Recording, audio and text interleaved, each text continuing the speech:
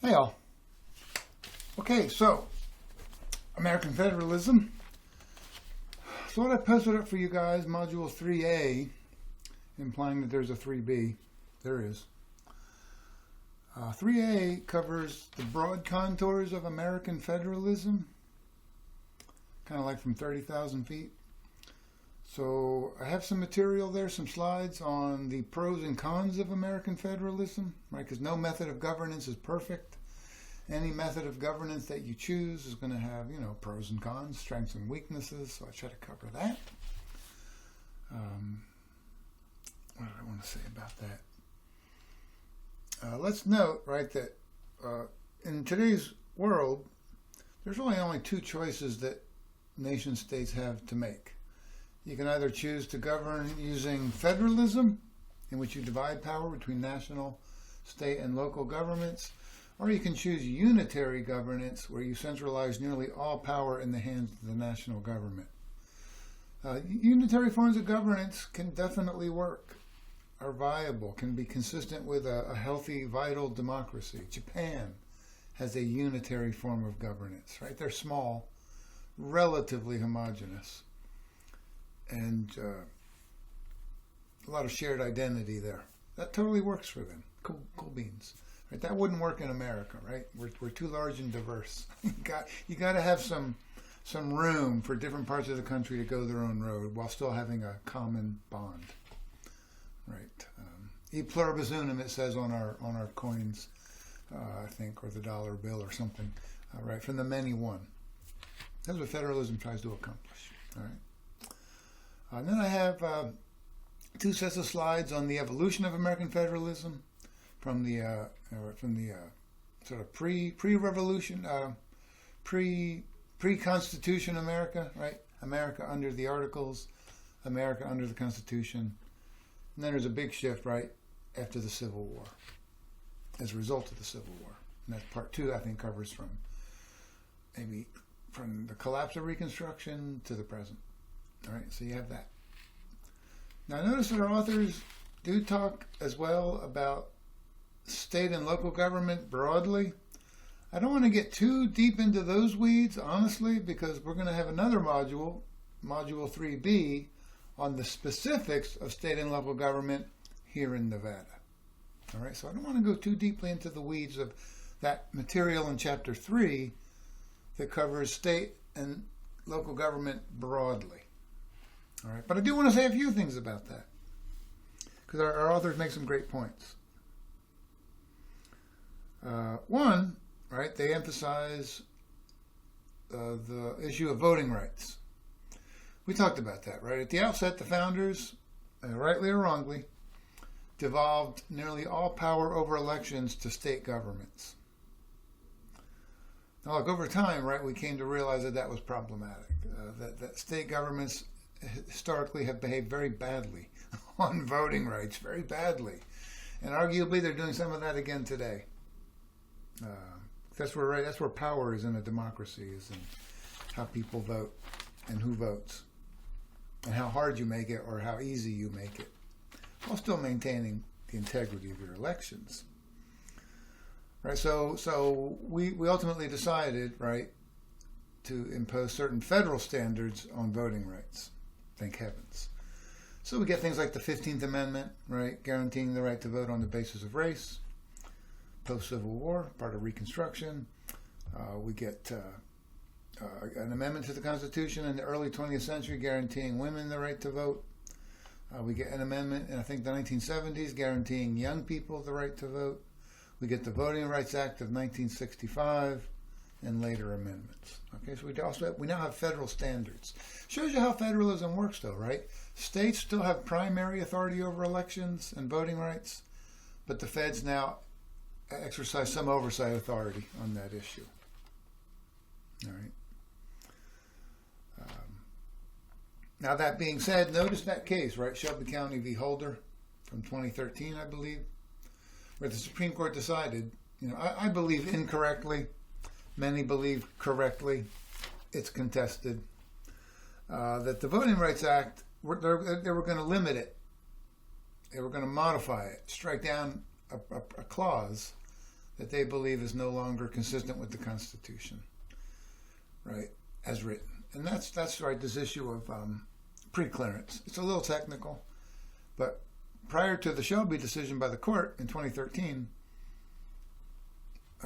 Congress had decided via the Voting Rights Act to create two categories of states, right? Kind of the category of states with a bad history on voting rights, mostly southern states, and then a category of states that have been relatively good on voting rights. Okay. And they said if you're in that sort of that first category of states with a bad history on voting rights, if you want to change your voting rules and regulations at all, you need to pre-clear that with the federal government or with the federal courts, with the Department of Justice or the federal courts. You need to ask permission because you've been so sketchy in the past.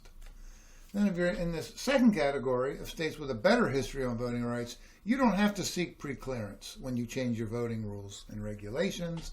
You can do that as you see fit. Now, in both of those categories, if some group feels like they're being discriminated against based on changes in voting rules, you can still, and today, you can challenge those changes after the fact, after they've been made, after the changes have been made, and we've seen how it works in practice. And if you believe it's working in a way that's discriminatory on the basis of things like race or gender, you can then bring litigation after the fact. All right. So, but the question in Shelby was, what about that other clause that deals with pre-clearance in two categories of states? And the court struck that down. They said, look, the year is 2013. The states with a bad history have fixed that history. They're now on the same plane as all other states. So there's no longer any sort of a bad category where you need to get pre-clearance before you change voting rules. So all states occupy the same standing now. Right? People can still challenge changes after the fact, but no state needs to pre-clear any changes. So what did that mean? Southern states jumped in with a vengeance. Not just Southern, but mostly Southern states stepped in and said, we're going to issue all sorts of new rules and regulations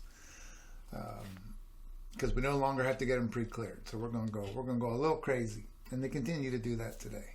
Arguably, right? It's designed to disadvantage voters of color.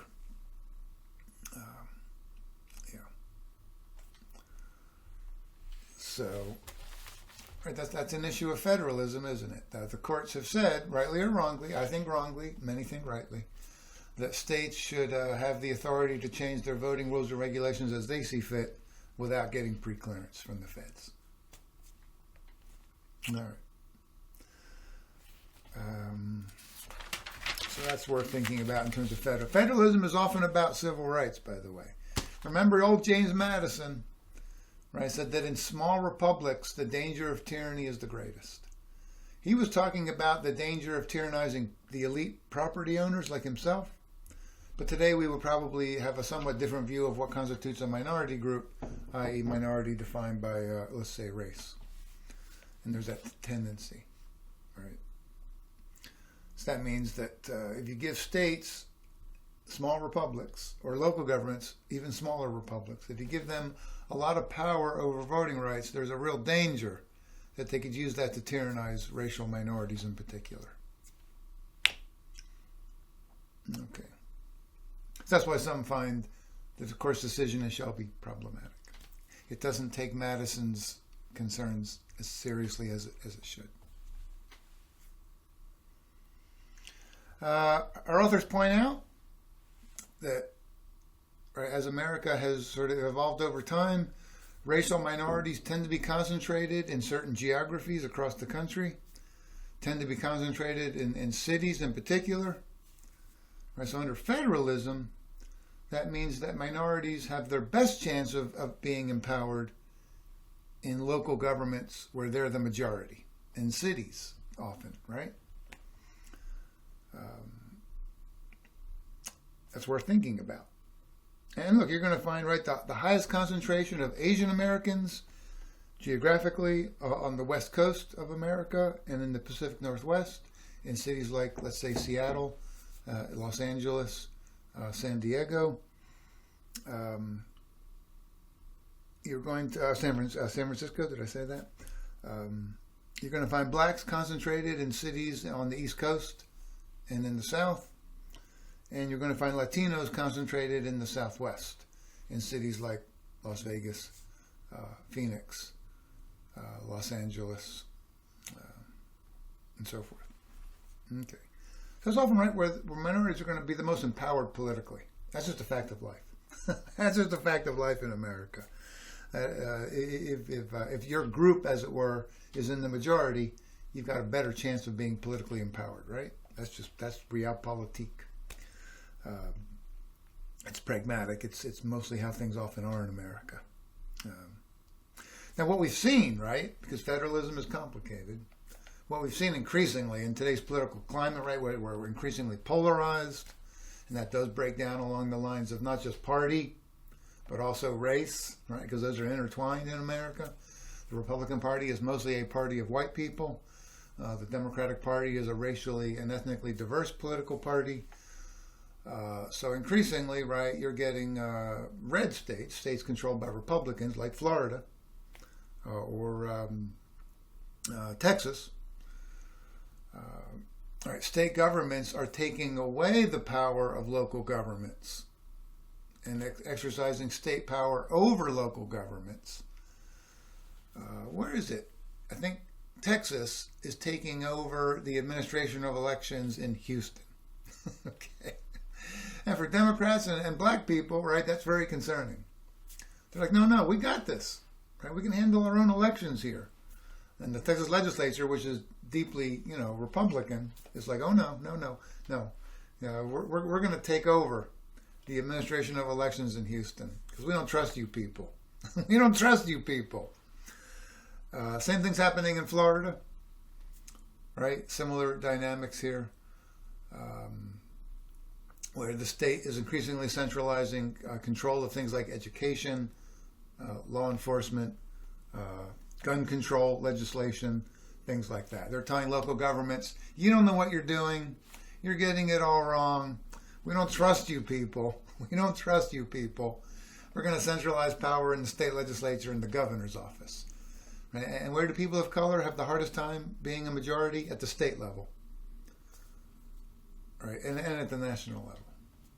Because while Latinos and blacks make up, right, a significant chunk of Florida's overall population, it's nowhere near a majority. Whites are in the strong majority. In Texas, right, a lot of Latinos in particular, but whites are in the majority statewide. Right, so some say it's not coincidental that essentially blacks and Democrats control a city like Houston. The legislature is controlled by Republicans who are mostly white, and that creates conflict. Right? And we know that generally, because of Dillon's rule, when there's a conflict between state and local government, states usually prevail. So we're seeing that increasingly in today's increasingly polarized political environment. Polarized not only by party, but also by race. So our authors, that's a really apt point that our authors make about the issue of minority politics, racial politics, and federalism. It's important stuff to think about. Gerrymandering. I don't want to go too deeply into that. There's a lot here, man. But gerrymandering, right? How you draw electoral boundaries in terms of electing members to the House of Reps and electing state legislative bodies. How you draw those lines matters a great deal in terms of which party benefits and which party disbenefits. Tends to be intensely partisan. It certainly is here in Nevada, although not as partisan as it is in other states.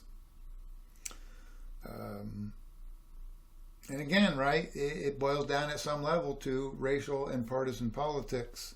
And you may have noticed the Supreme Court recently came down with what was for many a surprising decision to continue to support the basics of the Voting Rights Act, which has been understood now for many decades to require, in certain cases, that if you've got, let's say, a black population statewide that is, let's say, 20% statewide, and you have 10 congressional districts in that state, and if there's a history of racially polarized voting, in this case in Alabama, which there is, i.e. white people tend to vote Republican, black people tend to vote Democratic.